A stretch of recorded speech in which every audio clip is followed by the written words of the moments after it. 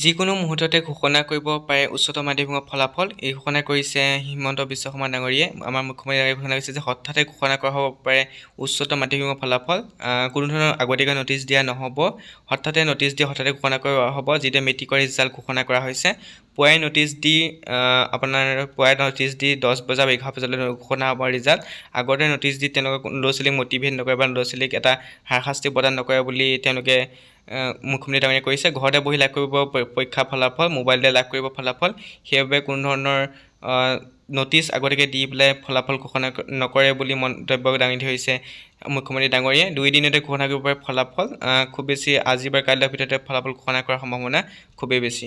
কি কৈছে মুখ্যমন্ত্ৰী ডাঙৰীয়াই চাওঁ আহক ভিডিঅ' ক্লিপটো। সংশোধনী বা যিটো আমি এটা সংস্কাৰৰ কামত লাগি আছো, সেই সংস্কাৰৰে ই এক উদ্দেশ্য।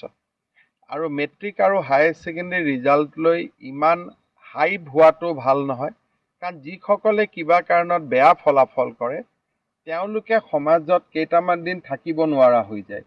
সেইকাৰণে ৰিজাল্টটো লৈ যাতে বহুত হাইপ নহয়, আৰু ই এটা চিৰচৰিত পৰম্পৰা হয় যাতে পৰীক্ষা দিছোঁ ৰিজাল্ট দিছে ইমানেই।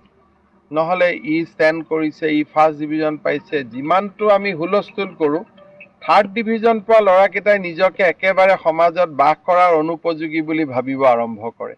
সেইকাৰণে এইবিলাক আমাৰ পৰীক্ষা সংস্কাৰ বা শিক্ষা সংস্কাৰৰে এটা সিদ্ধান্ত আছিল, আৰু আজি সেইকাৰণে আমি বহুত আগতীয়াকৈ খবৰ নিদিয়াকৈ আমি মেট্ৰিকৰ ৰিজাল্ট দিছোঁ। মানে হায়াৰ ছেকেণ্ডেৰীৰ ৰিজাল্টো কোনোবা এটা দিনত ৰাতিপুৱাই আমি খবৰ দিম। হায়াৰ ছেকেণ্ডেৰীৰ ৰিজাল্টো কোনোবা এটা দিনত ৰাতিপুৱাই আমি খবৰ দিম। হয়, এতিয়া আমি মেট্ৰিক আৰু